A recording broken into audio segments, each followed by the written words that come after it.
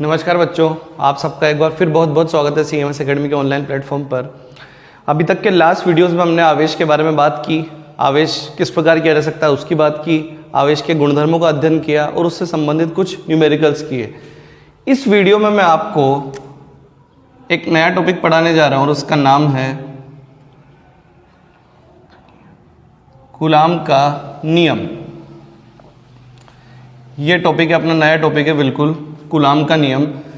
और इस कूलाम के नियम पे चलने से पहले मैं आपको कक्षा 11 की कुछ याद दिलाना चाहूँगा कि कक्षा 11 में आपने गुरुत्वाकर्षण का सार्वत्रिक नियम पढ़ा होगा और उस नियम में आपको याद ही होगा कि इसमें आपने दो द्रव्यमान लिए थे, m1 व m2, और उनके मध्य दूरी थी r। और फिर आपने इस बल को इस प्रकार लिखा था g m1 m2 upon r square. इस तरीके से आपने उस कूलाम के नियम को गुरुत्वाकर्षण के नियम को लिखा था कि किसी दो द्रव्यमानों के मध्य जो गुरुत्वाकर्षण बल होता है उसका सूत्र इस प्रकार होता है। कूलाम का नियम भी उससे मिलता जुलता नियम है। तो आओ इस नियम के बारे में समझते हैं कि ये नियम कौन सा है। देखिए, अब इस नियम में हम Q1 और Q2 आवेश को Q द्वारा प्रदर्शित किया जाता है, तो Q1 व Q2 के दो बिंदु आवेशों की कल्पना करेंगे। बिंदु आवेश क्या होंगे? बिंदु आवेश ऐसा आवेश जिसे एक बिंदु के रूप में माना जा सकता है। अर्थात मैंने आपको बताया था कि जो आवेश होता है बिल्कुल कणीय प्रकृति का होता है, बिल्कुल छोटा सा, उसे हम क्या कहेंगे? बिंदु आवेश।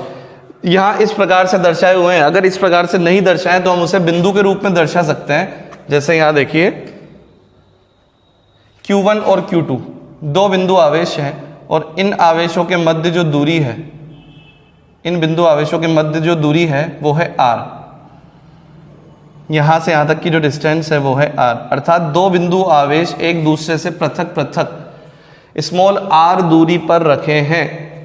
अब इन दोनों आवेशों के मध्य वैद्युत बल लगेगा। अब वो वैद्युत बल कैसा हो सकता है? हम पहले पढ़ चुके हैं कि अगर दो समान आवेश होंगे तो एक दूसरे को क्या करेंगे? प्रतिकर्षित। और अगर असमान आवेश होंगे तो क्या करेंगे? आकर्षित। समान आवेशों को सजातीय आवेश भी बोलते हैं और अगर विपरीत प्रकृति के आवेश हों तो उन्हें विजातीय आवेश बोलते हैं। तो दोनों आवेश या तो सजातीय होंगे या विजातीय होंगे, उनकी बात बाद में करेंगे। तो यहाँ पर दो आवेश अपने पास Q1 और Q2। तो देखिए कि कूलाम का नियम क्या कहता है। कूलाम का नियम इन दोनों बिंदु आवेशों के मध्य लगने वाले वैद्युत बल, चाहे वो आकर्षण हो चाहे क्या हो प्रतिकर्षण, उन दोनों को दर्शाता है। तो इन दोनों के मध्य लगने वाला आकर्षण या प्रतिकर्षण वैद्युत बल F, ये किसके समानुपाती होता है? ये समानुपाती होता है दोनों आवेशों के परिमाणों के गुणनफल। अर्थात दोनों आवेशों का परिमाण आपने लिया और उन दोनों का गुणनफल कर दिया, तो ये जो इन दोनों के मध्य वैद्युत आकर्षण या प्रतिकर्षण बल लगेगा वो इन दोनों आवेशों के गुणनफल के समानुपाती होगा। दूसरा, ये जो बल है वो इन दोनों आवेशों के मध्य जो दूरी होगी उसके वर्ग के व्युत्क्रमानुपाती होगा। अर्थात ये जो वैद्युत बल लग रहा है F, ये दोनों आवेशों के गुणनफल के समानुपाती और उन दोनों के मध्य की दूरी के क्या होगा? वर्ग के व्युत्क्रमानुपाती होगा। और इसकी जो बल की दिशा होगी, इस बल की दिशा इन दोनों आवेशों को मिलाने वाली सीधी रेखा के अनुदिश होगी।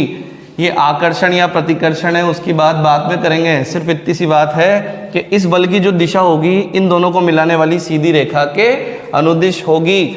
यही कूलाम का नियम है। अगर मैं इसको एक साथ लिखूं तो F समानुपाती Q1 Q2 upon r square होता है।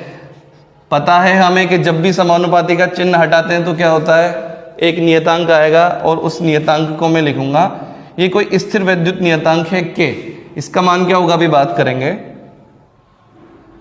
तो ये सूत्र बनता है आपके F बराबर K Q1 Q2 upon r square. अब बात की जाए कूलाम का नियम क्या है, तो कूलाम का नियम देखिएगा।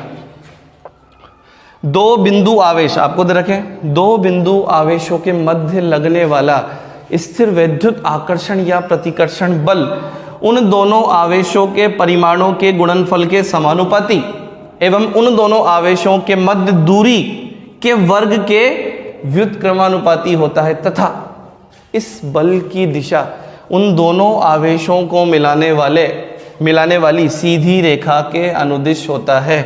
यानी कि बल जो लगेगा ये इसी रेखा के अनुदिश या तो दूर की ओर लगेगा या पास की ओर लगेगा। वो कैसा लगेगा हम समझेंगे। तो यही आपके कूलाम का नियम है। एक बार और स्टेटमेंट बोलता हूं कि किन्हीं दो बिंदुवत आवेशों के मध्य लगने वाला स्थिर विद्युत आकर्षण या प्रतिकर्षण बल उन दोनों आवेशों के परिमाणों के गुणनफल के समानुपाती तथा उन दोनों के मध्य दूरी के वर्ग के व्युत्क्रमानुपाती होता है तथा इस बल की दिशा उन दोनों आवेशों के मध्य सीधी रेखा के उन दोनों को मिलाने वाली सीधी रेखा के अनुदिश होती है। यही कूलाम का नियम है। यही बच्चों क्या है? कूलाम का नियम।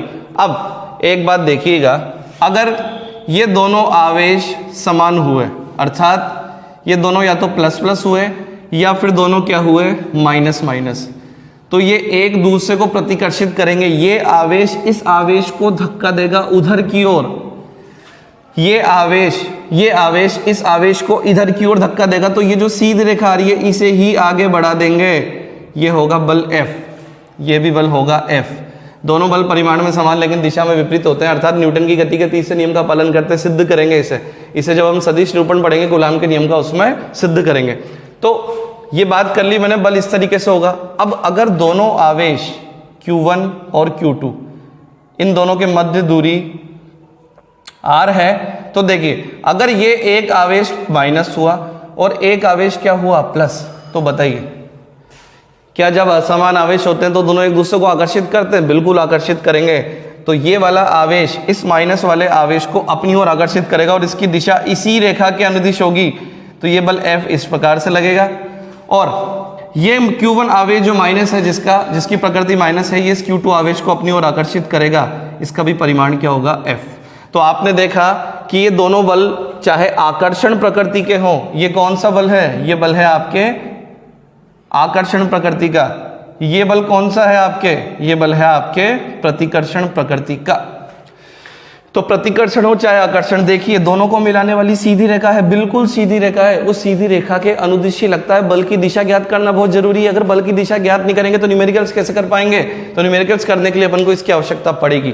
तो देखिए कूलाम का नियम इस प्रकार से अपन ने परिभाषित किया और इसका सूत्र F बराबर K Q1 Q2 upon R square होता है। ठीक है, इसके बाद अपन बात करेंगे स्थिर विद्युत नियतांक K की। तो बच्चों कूलाम के नियम की हम बात कर रहे थे और कूलाम के नियम के लिए मैंने सूत्र लिखा था K Q1 Q2 upon R square. यहाँ पर Q1 और Q2 बिंदुवत आवेशों के परिमाण है, R उनके मध्य दूरी है। सारे मात्रक ऐसा ही पद्धति में रखे जाएंगे। यहाँ पर K क्या है? मैंने K की बात अभी तक नहीं की, ध्यान रखिएगा।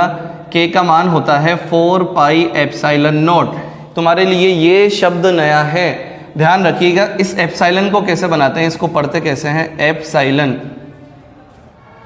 इसको इस प्रकार से पढ़ा जाता है एप्सिलॉन को। और जैसे आप सी बनाते हो, इस तरीके से सी बनाते हो, उस पर बीच में किस प्रकार से लाइन खींच देंगे तो ये एप्सिलॉन बनेगा।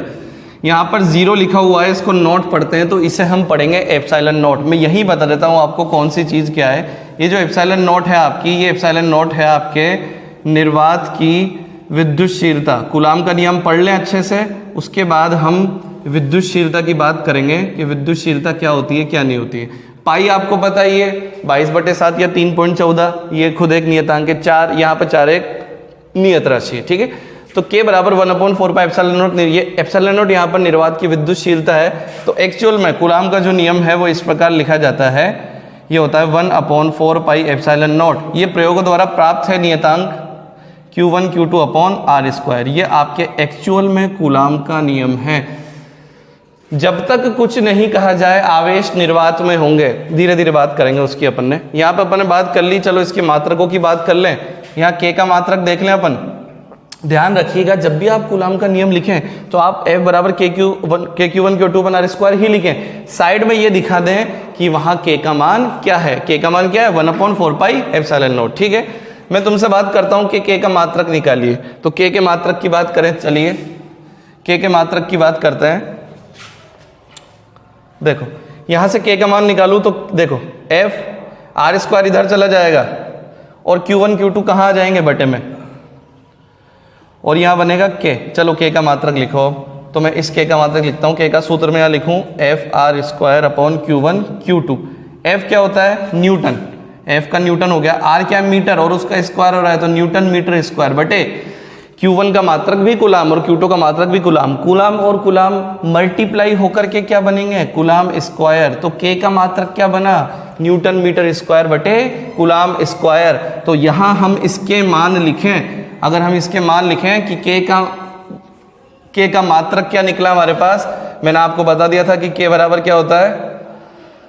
1/4 पाई एप्सिलॉन नॉट। यहां से K का मात्रक आपके पास निकला बच्चों, K का मात्रक निकला न्यूटन मीटर स्क्वायर बटे कूलाम स्क्वायर। और निर्वात के लिए ध्यान रखिएगा, निर्वात के लिए जो K का मान होता है, K किसके बराबर होता है?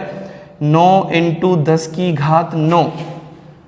ये कुछ रिजल्ट्स हैं जो आपको सीधे याद रखने। K का मान न्यूमेरिकल्स करते वक्त डायरेक्ट रखने के काम आएगा। निर्वात के लिए, केवल किसके लिए? निर्वात के लिए जो K का मान है वो लगभग, नॉट एग्जैक्टली, फिर भी इसके बराबर होता है। K बराबर 9 × 10⁻9 न्यूटन मीटर स्क्वायर बटे कूलाम स्क्वायर। अब मैं आपसे यहां से कहूं ये किसके भी बराबर है? ये बराबर है किसके? 1/4 पाई एप्सिलॉन नॉट के। तो दोनों इक्वेशंस को बराबर करके आप एप्सिलॉन नॉट का मान निकाल सकते हैं, उसको भी डायरेक्ट याद रखें। पहले एप्सिलॉन नॉट का अपन क्या निकाल लें?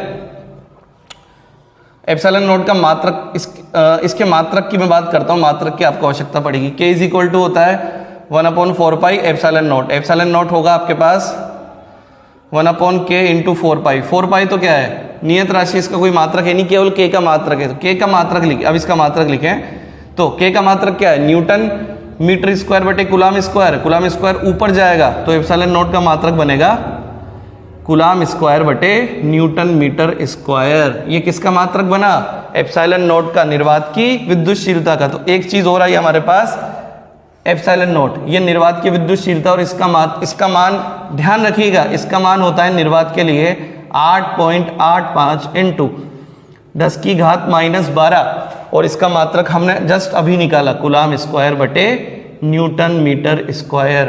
तो ये एप्सिलॉन नॉट का मान आपके तैयार हो गया। ठीक है बच्चों, तो दो मान मुझे पता चले कौन कौन से। एक तो K का डायरेक्ट लिखता हूं मैं, 9 × 10⁻9 न्यूटन मीटर स्क्वायर बटे कूलाम स्क्वायर, और दूसरा एप्सिलॉन नॉट। एप्सिलॉन नॉट का मान होता है 8.85 × 10⁻12 कूलाम स्क्वायर बटे न्यूटन मीटर स्क्वायर। ये दो वैल्यूज आपको हमेशा याद रखनी है निर्वात के लिए, क्योंकि न्यूमेरिकल्स करते वक्त इनका उपयोग किया जाएगा। ठीक है बच्चों, तो मैंने आपसे बहुत सारी बातें की, कूलाम के नियम की बात की, कूलाम के नियम में जो सूत्र कूलाम के नियम से प्राप्त हो उसकी बात की, उसमें स्थिर विद्युत नियतांक, ये कोई स्थिर विद्युत नियतांक है क्योंकि अपन स्थिर विद्युत की पढ़ रहे हैं, तो ये है कि आपके स्थिर विद्युत नियतांक, इसका मान 1/4 पाई एप्सिलॉन नॉट के बराबर होता है। निर्वात के लिए K का मान 9 × 10⁻9 न्यूटन मीटर स्क्वायर बटे कूलाम स्क्वायर, और निर्वात के लिए, खैर एप्सिलॉन नॉट परिभाषित ही निर्वात के लिए है, जब माध्यम के लिए आएगी तो किस प्रकार लिखना है वो मैं आपको बताता हूँ। एप्सिलॉन नॉट फिलहाल निर्वात के लिए बात करें तो निर्वात के लिए इसका मान 8.85 × 10⁻12 कूलाम स्क्वायर बटे न्यूटन मीटर स्क्वायर होता है। चलो, ये तो हमने बात की निर्वात की। अगर कोई माध्यम हो, माध्यम किस प्रकार से? एक आवेशीय, एक आवेशीय, दो आवेश है, बिंदु आवेश। अभी इसके यहां माध्यम क्या है? वायु, वायु या निर्वात की बात कर लें अपन। अब इन दोनों आवेशों को मैं जल में डुबो दूं, या मैं कोई ऑयल भरूं, उस ऑयल में दोनों आवेशों को डुबो दूं, तो क्या होगा? माध्यम चेंज हो गया ना। अभी आवेश किस में है? अभी आवेश निर्वात में है या वायु में है। आवेशों को पानी में डुबो दूं तो आवेशों के मध्य माध्यम जो होगा वो पानी हो जाएगा। अगर दोनों आवेशों के मध्य में कांच रख दूं तो माध्यम क्या हो जाएगा? कांच। दोनों आवेशों को ऑयल में डुबो दूं तो दोनों के मध्य माध्यम क्या हो जाएगा? ऑयल। तो इस प्रकार से अगर माध्यम हो तो क्या होगा उसको देखते हैं। तो बच्चों बात करते हैं कि अगर माध्यम हो तो माध्यम में कूलाम का बल, माध्यम में कूलाम बल किस प्रकार से काम करेगा उसको देखिएगा। तो F = 1/4 पाई। अब एप्सिलॉन नॉट की जगह एप्सिलॉन m लिखा जाएगा, बाकी Q1 Q2 बना स्क्वायर सेम है। यहाँ पर एप्सिलॉन m क्या है?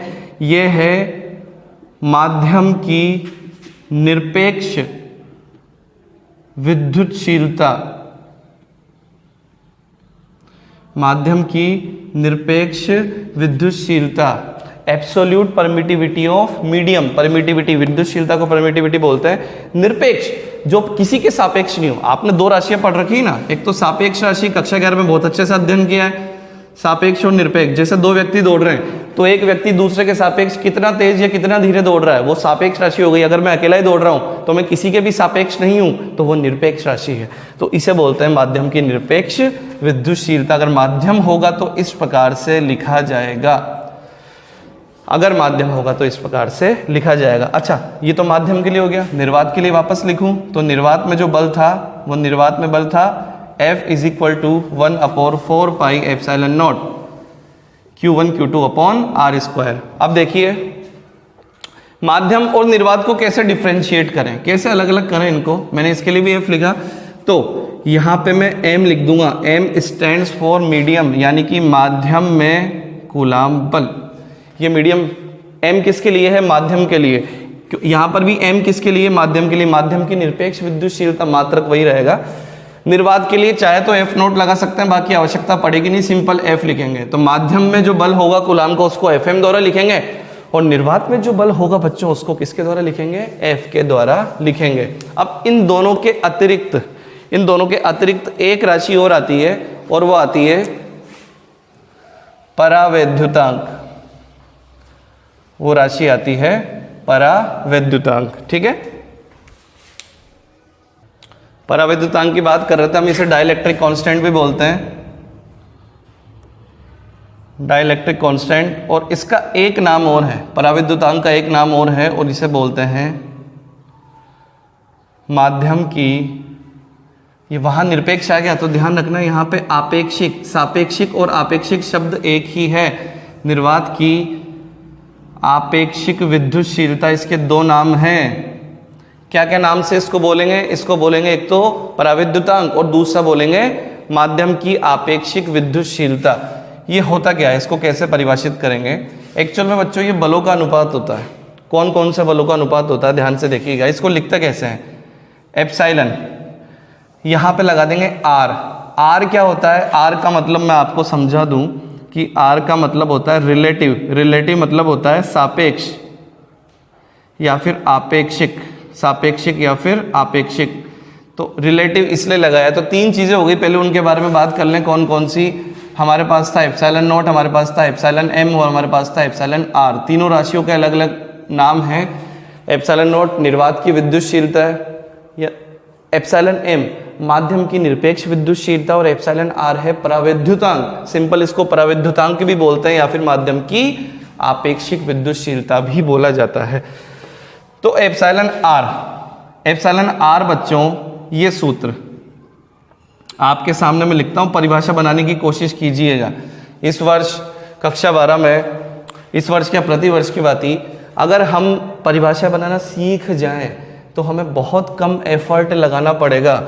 इसलिए कोशिश यही रहेगी हर बार की परिभाषाएं हम स्वयं बनाएं। मैं यहाँ पर सूत्र लिख देता हूँ। ये तो निर्वात के लिए सूत्र है, और ये किसके लिए सूत्र है? नीचे वाला माध्यम के लिए सूत्र है। तो FM = 1/4 pi epsilon not Q1 Q2 upon R²। ध्यान रखिएगा दोनों में R समान है, मतलब ये Q1 और Q2 दो आवेश में लेता हूँ, और इनके मध्य दूरी कितनी है? R। अगर दोनों के मध्य दूरी R है, दोनों आवेश Q1 Q2 है, तो अब मुझे परिभाषा बना के बताइए। परिभाषा कैसे बनेगी? कोशिश करते हैं। देखो ये F क्या है? ये है निर्वात में बल। किसके मध्य? दो आवेशों के मध्य। ये है निर्वात में बल। और दूसरा होता है आपके माध्यम में बल। तो परिभाषा क्या बनी? निर्वात में बल और माध्यम में बल का अनुपात क्या कहलाता है? विद्युतशीलता।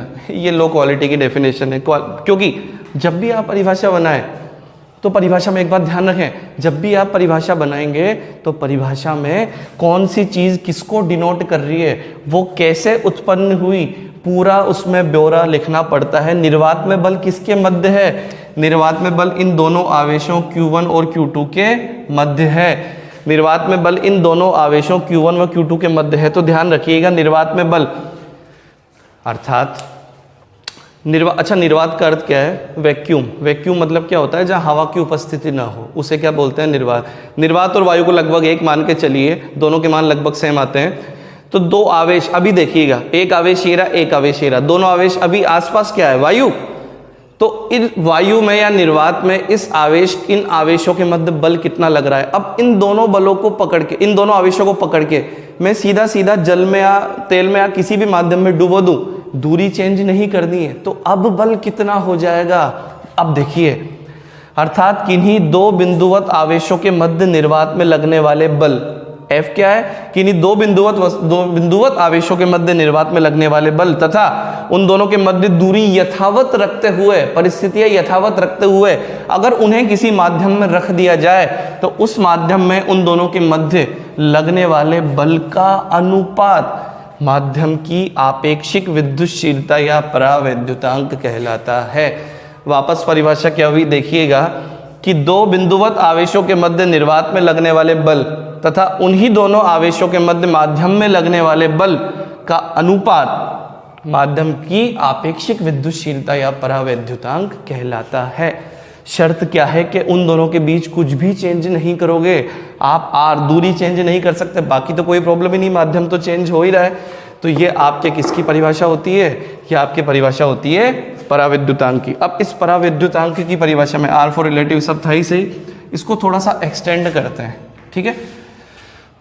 यहां देखिएगा एक्सटेंड कैसे करें, एफ की वैल्यू लिखिएगा, वो रही एफ की value 1/4 pi epsilon not Q1 Q2 upon R square upon FM का सूत्र देखिएगा, वहां से माध्यम में दो बल जो लग रहे हैं, एप्सिलॉन M है यहाँ पर और यह है Q1 Q2 upon R square, ये पूरा का पूरा क्रॉस हो जाएगा, 4 पाई से 4 पाई क्रॉस हो जाएगा, एप्सिलॉन M ऊपर आएगा, एप्सिलॉन नॉट नीचे आएगा, तो सूत्र क्या बना, epsilon R is equal to epsilon M upon epsilon not. एक परिभाषा इसकी यहाँ से भी दी जाती है, दोनों के दोनों सूत्र बहुत इंपॉर्टेंट है, जिसमें ये वाला सूत्र तो काफ़ी इंपॉर्टेंट है, ये वाला सूत्र काफ़ी इंपॉर्टेंस में आएगा। तो epsilon R is equal to epsilon M upon epsilon naught, सूत्र क्या, परिभाषा क्या बनी, अर्थात किसी माध्यम की निरपेक्ष विद्युतशीलता, किसी माध्यम की निरपेक्ष विद्युतशीलता है एप्सिलॉन M तथा निर्वात की विद्युतशीलता का अनुपात परावैद्युतांक कहलाता है। क्या परिभाषा बनी कि किसी माध्यम की निरपेक्ष विद्युतशीलता तथा निर्वात की विद्युतशीलता का अनुपात माध्यम का परावैद्युतांक कहलाता है।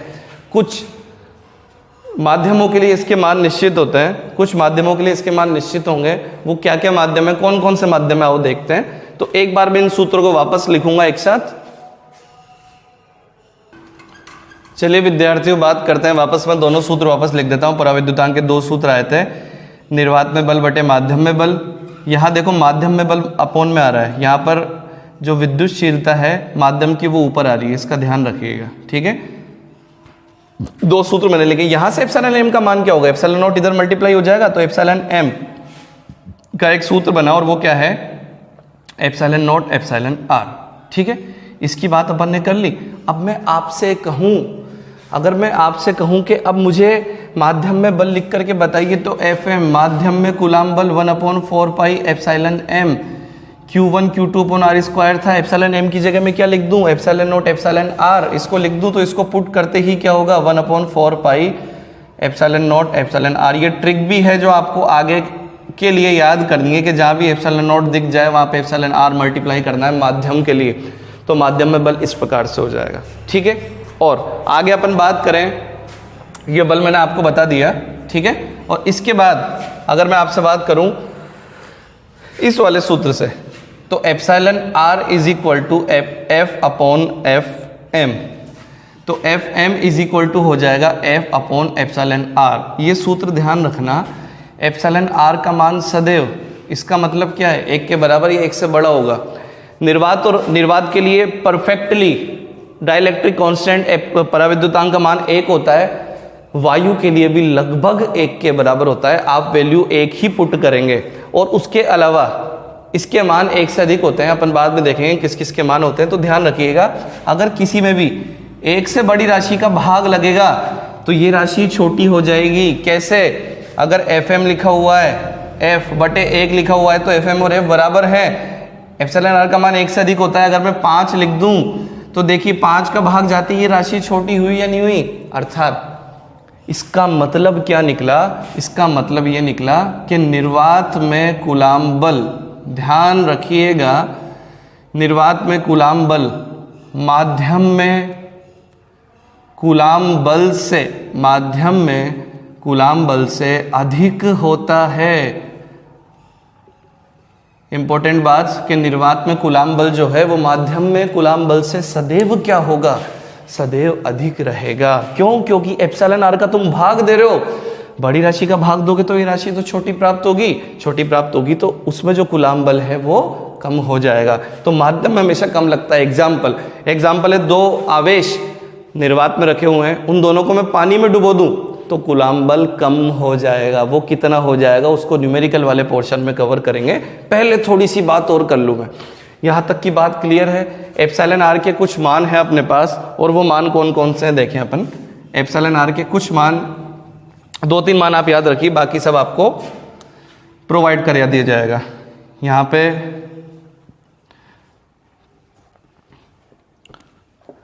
अपन सारणी बनाते हैं, और सारणी कैसी? यहाँ तो मैं लिखूंगा माध्यम कि माध्यम कौन कौन सा है, और यहाँ पे लिखूंगा परावैद्युतांक का मान क्या क्या है। माध्यम में अगर निर्वात लिखूं तो ध्यान से देखिएगा, निर्वात में एप्सिलॉन आर का मान 1 होता है। अगर मैं वायु लिखूं तो वायु के लिए भी ये लगभग ये होता है अप्रॉक्सीमेटली इक्वल टू, तो वायु के लिए भी लगभग 1 के बराबर ही होता है। अब तो 1 ही याद रखें, ज़्यादा अपन को डीप में नहीं जाना है।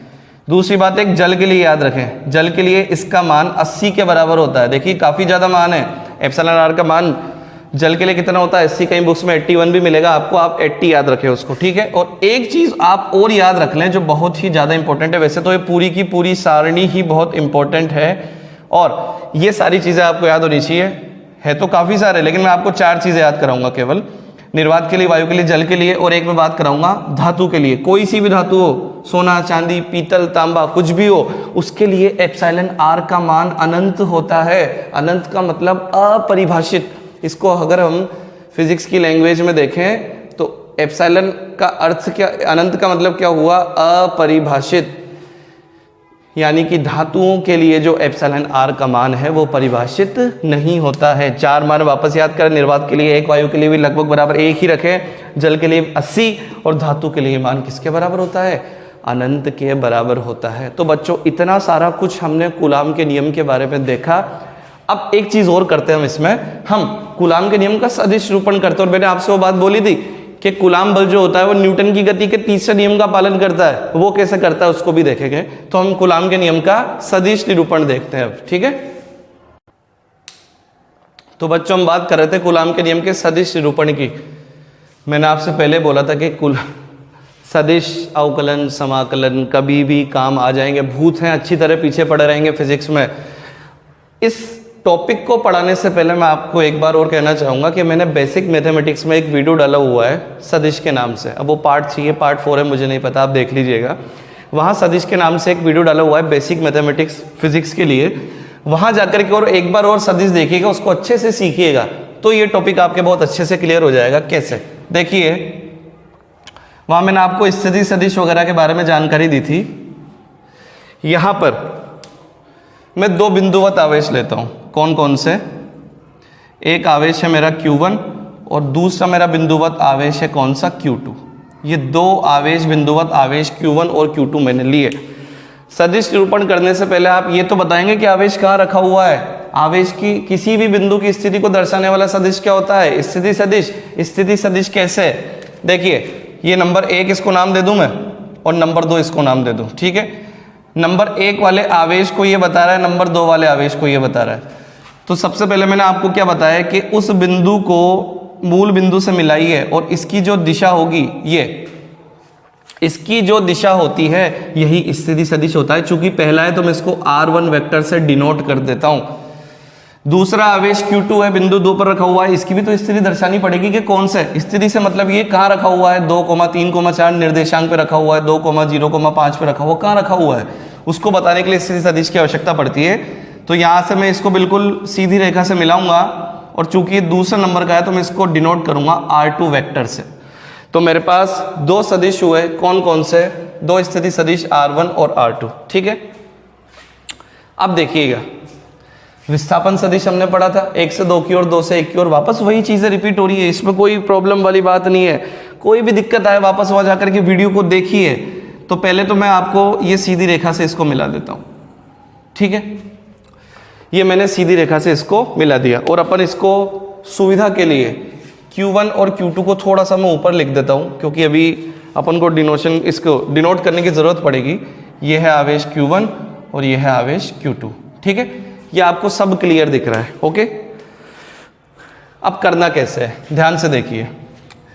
इन दोनों के मध्य दूरी याद कीजिए, मैंने आपको समझाया था कि इसको उल्टा पढ़ते हैं, 1 से 2 की ओर। इसको मैं पढ़ूंगा बिंदु 2 से बिंदु 1 की ओर विस्थापन सदिश, और R21 को मैं पढ़ूंगा बिंदु 1 से बिंदु 2 की ओर विस्थापन सदिश, ठीक है। तो यहां से यहां तक देखिए। सबसे पहले मैं बल निकाल लेता हूं। सबसे पहली बात तो अपने बल निकालने की। सपोज Q1 Q2 मुझे पता नहीं है, मैं दोनों प्लस मान के चलता हूं, माइनस होगा तो सब उसमें अपने आप सूत्र में आ जाएगा। क्या करना है, सपोज दोनों आवेश प्लस हैं, तो ये आवेश उसको लात मारेगा, ये आवेश इसको लात मारेगा, दोनों लड़ मरेंगे। क्यों? क्योंकि सजातीय आवेश है। सजातीय मतलब समान प्रकृति वाले आवेश, दोनों पर या तो प्लस है या दोनों पर माइनस है, दोनों प्लस मानकर चलते हैं।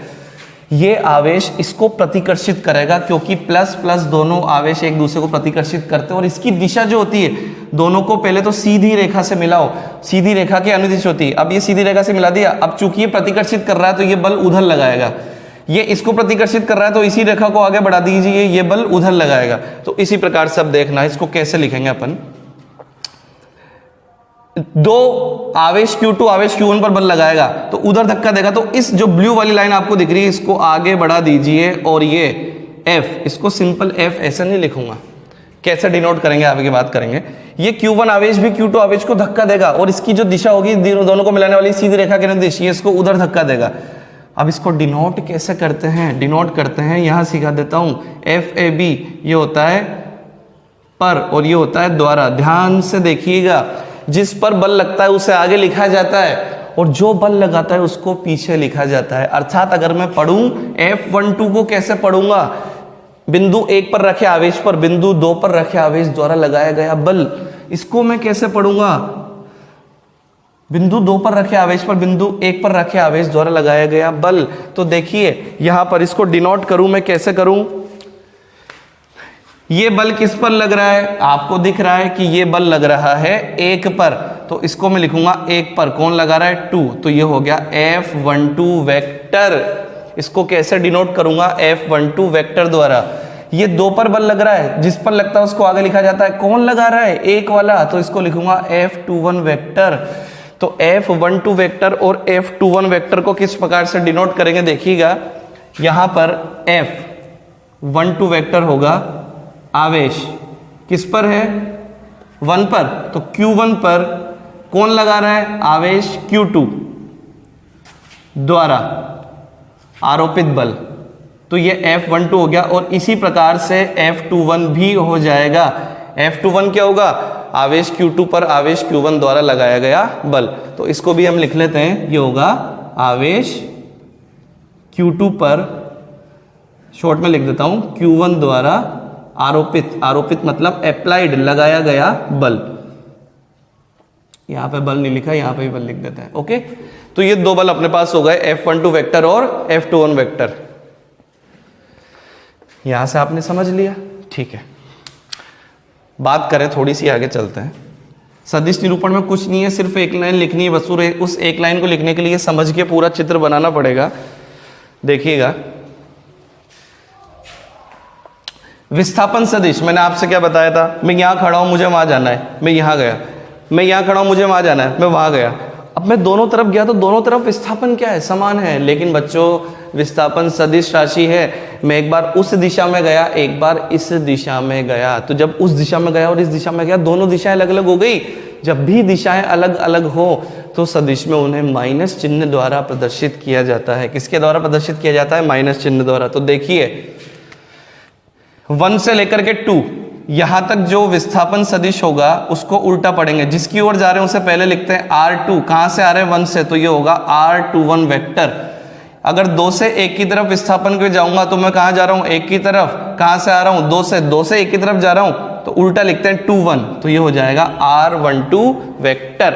तो इसको मैंने क्या क्या लिखा आपको दिख रहा होगा, R21 वेक्टर, इसको मैं हाईलाइट कर देता हूं, ये R21 वेक्टर है और ये R12 वेक्टर है। ओके, इसके बाद हमने सदिश में एक चीज और पढ़ी थी और वो क्या पढ़ा था, इकाई सदिश। इकाई सदिश किसी भी सदिश की दिशा को प्रदर्शित करने वाला सदिश होता है, इसका परिमाण सदैव एक होता है। तो अगर इधर सपोज R वेक्टर है, ठीक है, तो इस दिशा को प्रदर्शित करने वाले इकाई सदिश को R कैप द्वारा प्रदर्शित किया जाएगा, ध्यान दीजिएगा। तो R21 वेक्टर इधर है, तो इस वाले सदिश को मैं कैसे लिखूंगा, इकाई सदिश को R21 कैप, और इस वाले सदिश को मैं लिखूंगा R12 कैप। तो R12 वेक्टर की दिशा को प्रदर्शित करने वाला इकाई सदिश R21 वेक्टर और R12 वेक्टर की दिशा को प्रदर्शित करने वाला सदिश R12 कैप। ठीक है, तो ये R21 कैप और R12 कैप। ओके, ये सारा का सारा चित्र हमारे कंप्लीट हो चुका है।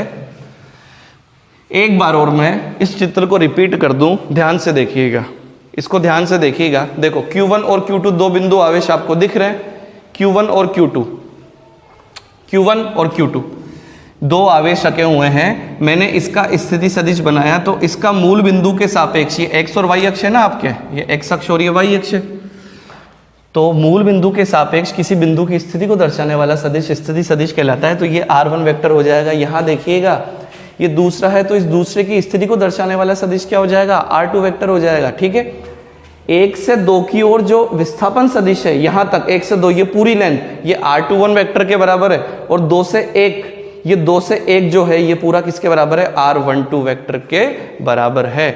अब ये दोनों बराबर हो चुके हैं। एक खास बात और, दोनों परिमाण में समान है और दिशा में विपरीत है।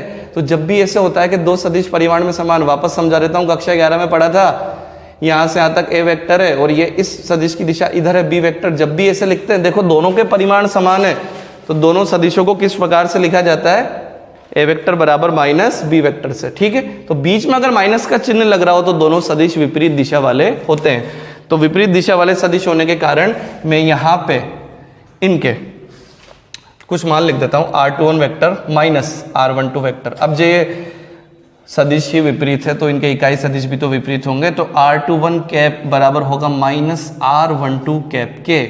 ठीक है, R21 कैप बराबर होगा R21 कैप होगा बराबर माइनस R12 कैप के। ठीक है, F12 वेक्टर 1, 1 पर लगने वाला बल किसके द्वारा, 2 के द्वारा। यहाँ पर 2 पर लग रहा बल किसके द्वारा, 1 के द्वारा। जैसे मैंने आपको बताया था FAB को कैसे पढ़ना है, पर और द्वारा, यानी कि यहाँ वो लिखा होता है जिस पर बल लगता है, यहाँ वो लिखा होता है जिसके द्वारा बल लगाया जाता है। तो 2 पर बल लगाया जा रहा है किसके द्वारा, 1 के द्वारा। तो ये सारी की सारी चीजें हमारे सामने हो गई। अब सदिश निरूपण कुछ नहीं है, एक लाइन का है बस, कुछ भी नहीं है। देखो अब हम लिखते हैं सदिश निरूपण। अब मैं लिखूं F12, F12 किस पर है, आवेश Q1 पर, आवेश Q1 पर आवेश Q2 द्वारा आरोपित बल, आवेश Q1 पर आवेश Q2 द्वारा आरोपित बल, और आवेश Q1 पर आवेश Q2 द्वारा आरोपित बल क्या होगा, F12 वेक्टर। चलो सदिश को लिखने से पहले वापस मैं याद दिला दूं, इकाई सदिश का सूत्र क्या होता है, इकाई सदिश बराबर होता है सदिश बटे सदिश का परिमाण। सदिश का परिमाण इधर जाएगा तो A vector is equal to क्या होगा, मॉड्यूलस ऑफ A वेक्टर, और यहां पे लिखेंगे अपन यूनिट वेक्टर। ठीक है, तो सदिश का सूत्र क्या बनता है, सदिश के लिए आपको क्या चाहिए होता है, यार तो सबको पता है, परिमाण, और उसके साथ क्या लिखना होता है, इकाई सदिश। तो मैं इस सदिश को कैसे लिखूं, पहले तो मैं सदिश का परिमाण लिख दूं और सदिश के परिमाण के साथ मैं उसका क्या लिख दूंगा, इकाई सदिश। देखो F12 वेक्टर, कूलाम का नियम क्या होता है, कूलाम बल K Q1 Q2 upon R square, ये तो था ही सही, कोई प्रॉब्लम नहीं है, कोई प्रॉब्लम नहीं है। तो F12 vector K Q1 Q2 upon R square, ये तो लिखा सदिश का परिमाण। अब इसके साथ क्या लिखूंगा, इसके साथ लिखूंगा इकाई सदिश। पहले F12 वेक्टर देखो किधर लग रहा है, यहाँ चित्र में देखो, ये F12 वेक्टर इधर की ओर लग रहा है, इधर की ओर, इधर की ओर को कौन सा इकाई सदिश दर्शा रहा है, R12 कैप। इस दिशा को कौन सा इकाई सदिश दर्शा रहा है, R12 कैप, परिमाण और उसी दिशा में इकाई सदिश। तो मैं F12 वेक्टर यहां लिख दूंगा R12 कैप। तो ये मेरे सूत्र हुआ किसका, ये बिंदु 1 पर रखे आवेश पर बिंदु 2 पर रखे आवेश द्वारा लगाया गया बल, कुछ नहीं है। अच्छा इसको भी मैं 12 लिख दूं, कोई दिक्कत थोड़ी है, बिल्कुल कोई प्रॉब्लम नहीं है। सदिश निरूपण को हटा करके एक चीज और लिख देता हूं मैं, कूलाम के नियम का सदिश निरूपण हम पढ़ रहे हैं। एक बात बताइए, मैंने आपसे क्या कहा था, मैं यहां से यहां जा रहा हूं या यहां से यहां जा रहा हूं, परिमाण तो बराबर है, दिशा विपरीत है, तो ये दोनों के परिमाण बराबर है, लेकिन बच्चों ये परिमाण तो समान है, तो इन दोनों के परिमाण समान है। परिमाण को चाहे ऐसे लिख दो, चाहे सिंपल R21 या फिर R12 के बराबर लिख दो, तो यहां तक हो जाएगा R21 और R12। ओके, तो मैंने इसलिए इसको R12 लिख दिया। अब इसी तरीके से मैं दूसरा लिखता हूं, ठीक है। दूसरा ध्यान से देखिएगा, दूसरा क्या है, अब मैं F21 का मान लिखता हूं, यानी कि आवेश Q2 पर, आवेश Q2 पर आवेश Q1 द्वारा आरोपित बल, यानी कि दूसरे पर पहले द्वारा कितना बल लगेगा, किस पर लग रहा है, 2 पर, कौन लगा रहा है, 1, तो F21 वेक्टर। सदिश बराबर सदिश का परिमाण इंटू इकाई सदिश, सदिश का परिमाण तो समान है, K Q1 Q2 upon R square, K का मान साइड में दर्शा देंगे, 1/4πε0 के बराबर होता है। अब F21 वेक्टर किधर लग रहा है, चित्र में आ जाओ। F21 वेक्टर लग रहा है इधर, देखो ये F21 वेक्टर इधर लग रहा है, इधर कौन सी दिशा है, दोनों में चेक करो, ये R12 कैप तो इधर जा रही है, इधर कौन सी जा रही है, इधर जा रही है R21 कैप, तो यहां मैं लिख दूंगा R21 कैप। ये लो, ये आपके कूलाम के नियम का सदिश निरूपण है। कितना आसान है, कोई थ्योरी नहीं है इसमें, केवल चित्र को समझना है और चित्र को समझ करके बस ये 2 स्टेप्स लिख दिए, ये खत्म आपके कूलाम के नियम का सदिश निरूपण, कुछ भी नहीं है। लेकिन अब इन दोनों चीजों से मैं आपको, दोनों सूत्र ध्यान से देखिएगा, इन दोनों चीजों से मैं आपको ये बताऊंगा कि ये किस प्रकार न्यूटन की गति के तृतीय नियम का पालन करते हैं। न्यूटन की गति का तृतीय नियम रजिस्टर उठाइए, खोलिए और पढ़िए कि न्यूटन के तृतीय नियम का गणितीय निरूपण क्या था। चलो इसको सोल्व करेंगे, थोड़ा सा क्लियर कर दूं मैं इसे। चलिए सिद्ध करते हैं कि कूलाम के जो नियम, ये कूलाम का जो नियम है न्यूटन की गति के तीसरे नियम का पालन कैसे करता है। वापस मैं आपको बता दूं कि जो R12 वेक्टर था वो किसके विपरीत था, R21 वेक्टर के, तो लेकिन इन दोनों के परिमाण तो समान है, तो इन दोनों के परिमाणों को मैंने इस प्रकार से लिख दिया। या तो परिमाण के लिए 2 डंडे कंबल उड़ा दो या सिंपल ऐसे लिख दो, ठीक है। और हमने ये भी लिखा था कि R12 कैप जो है वो माइनस R21 कैप के बराबर है। चलो ठीक है, वापस सूत्र लिखता हूं। F12 वेक्टर का सूत्र क्या आया था, K Q1 Q2 upon R square, और यहाँ पे R12, यहाँ पे 12 आ रहा है तो यहाँ पर भी 12 आएगा, ध्यान से देखिएगा। और F21 वेक्टर क्या लिखा था हमने F21 वेक्टर लिखा था K Q1 Q2 upon R square, और यहाँ पे 21 है तो यहाँ पर भी 21 कैप आएगा। जो यहाँ 12 लिख रहा है उसी को यहाँ लिख दो, यहाँ पे 21 लिख रहा है यहाँ पे 21 लिख दो। ओके, मैं किसी भी एक बल को चेंज करता हूँ, देखो इस बल में थोड़ा सा चेंज करते हैं, करें चेंज, चलो चेंज करते हैं। F21 वेक्टर बराबर K Q1 Q2 upon R square, इसकी बात कर रहा हूं मैं, R21, और यहां पर क्या है ये R21 कैप। ओके, यहां देखिए R21 कैप किसके बराबर है, R21 कैप बराबर है बच्चों R12 कैप के, लेकिन माइनस का चिन्ह, माइनस उधर चला जाएगा तो R21 जो है माइनस R12 कैप के बराबर हो जाएगा। तो मैं वहां पर लिखूंगा K Q1 Q2 upon R21 square, और यहां पर मैं लिख दूंगा माइनस R12 कैप। ओके, ये लिख दिया हमने।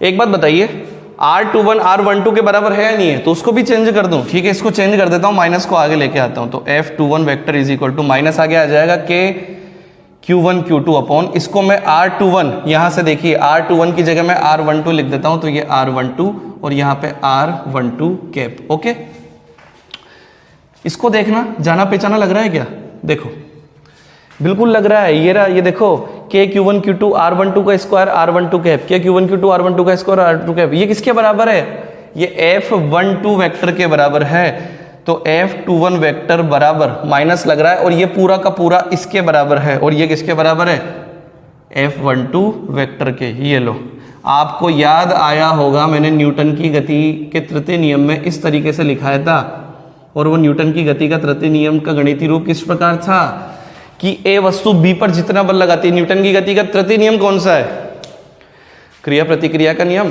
क्रिया प्रतिक्रिया का नियम क्या है कि प्रत्येक क्रिया के समान परिमाण लेकिन विपरीत दिशा में एक प्रतिक्रिया लगती है, और यहाँ पे क्रिया प्रतिक्रिया का अर्थ केवल बल से होता है, ध्यान रखना। तो ए वस्तु बी पर जितना बल लगाती है उतना ही बल बी वस्तु ए पर भी लगाती है, यानी कि ए पर बी द्वारा लगाया गया बल और बी पर ए द्वारा लगाया गया बल परिमाण में समान, लेकिन चिन्ह माइनस आ रहा है तो दिशा में विपरीत होता है। दोनों को कंपेयर करो, दोनों को कंपेयर करा तो क्या होगा, दोनों को कंपेयर करने से दिख रहा है कि F21 वेक्टर अर्थात आवेश 2 पर आवेश 1 द्वारा लगाया गया बल, यानी कि आवेश 1 पर आवेश 2 जितना बल लगाएगा उतना ही बल आवेश 2 पर आवेश 1 भी लगाएगा। दोनों बल परिमाण में तो समान है, लेकिन माइनस चिन्ह आने के कारण है कि दिशा में विपरीत हैं, और ये न्यूटन की गति का तृतीय नियम होता है।